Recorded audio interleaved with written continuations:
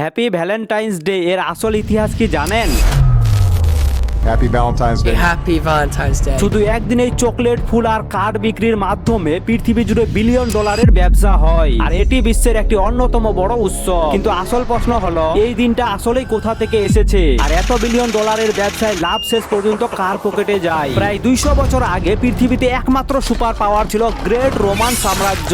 সেই সময় আল্লাহ তাদের মাঝে পাঠিয়েছিলেন এক মহান নবী, ঈসা আলাইহিস সালামকে। ঈসা আলাইহিস সালাম ইনার জন্ম ছিলেন এক বড় মিরাক্কেল। ছোটবেলা থেকে আল্লাহ তাআলা ওনাকে এমন শক্তি দিয়েছিলেন যে শুধু স্পর্শ করলেই তিনি যে কোনো অসুস্থ মানুষকে সুস্থ করে দিতে পারতেন। আর তিনি এই ক্ষমতার ব্যবহার করে ফিলিস্তিনের গরিব মানুষদের সাহায্য করতে লাগলেন, আর খুব দ্রুতই তিনি সবার মাঝে জনপ্রিয় হয়ে উঠলেন। কিন্তু ঈসা আলাইহিস সালাম খ্যাতির পিছনে ছোটেননি, বরং তিনি সবার সামনে এমন সব সত্য কথা বলতে লাগলেন যা আগে কেউ বলার সাহস করেনি। আর তিনি সেই সময়কার ইহুদি আলেমদের ভণ্ডামি প্রকাশ করতে লাগলেন। মানুষ এতে অনুপ্রাণিত হলেও ইহুদি নেতারা তাকে শত্রু বানিয়ে নেন। একদিন ঈসা নবী সরাসরি জেরুজালেমে গেলেন এবং বাইতুল মুকাদ্দাসে প্রবেশ করলেন। সেখানে গিয়ে তিনি দেখলেন ইবাদতের ঘরকে ইহুদি নেতারা প্রায় ব্যাংকে পরিণত করেছে, যেখানে টাকা আদায়, মুদ্রা বিনিময় চলছে। এটি দেখে রেগে তিনি সমস্ত টেবিল উল্টে দেন এবং তাদের বার করে দেন। এতে ইহুদি নেতারা রোমান সাম্রাজ্যের সাথে মিলে উনাকে হত্যা করার ষড়যন্ত্র করেন, কিন্তু আল্লাহ তাআলা উনাকে রক্ষা করেন। যদিও ইহুদিরা ভেবেছিল তার গল্প এখানেই শেষ, আর তার শিষ্যরা প্রায় 11 জন খ্রিস্ট ধর্মকে পৃথিবী জুড়ে ছড়িয়ে দেয়,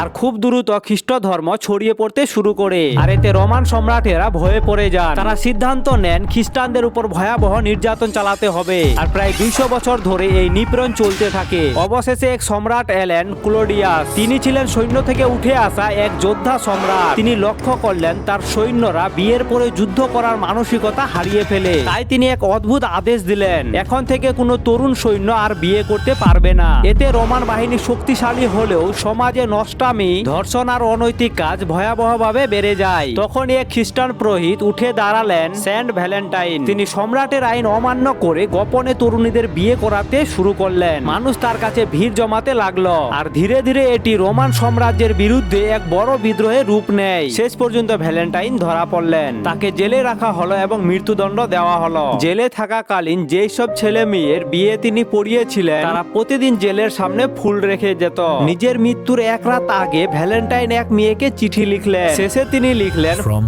your Valentine. তোমার ভ্যালেন্টাইন থেকে। পরের দিন 14 ফেব্রুয়ারি তাকে হত্যা করা হয়, আর এখান থেকেই জন্ম নেয় ভ্যালেন্টাইন্স ডে। কাকতালীয় ভাবে রোমানরা একই দিনে এক অশ্লীল উৎসব পালন করত, যেখানে সীমাহীন বেহায়াপনা হতো। ফলে একদিনে দুইটি ভিন্ন উৎসব হয়ে যায়। খ্রিস্টানদের জন্য পবিত্র ভ্যালেন্টাইন্স ডে, আর রোমানদের জন্য অশ্লীল উৎসব। সময় গড়াতে গড়াতে পুরনো ধর্ম মুছে গিয়ে রোমান সাম্রাজ্যে খ্রিস্ট ধর্ম ছড়িয়ে পড়ে। আর তখন 14 ফেব্রুয়ারি কেবল ভ্যালেন্টাইন্স ডে হিসাবে রয়ে যায়।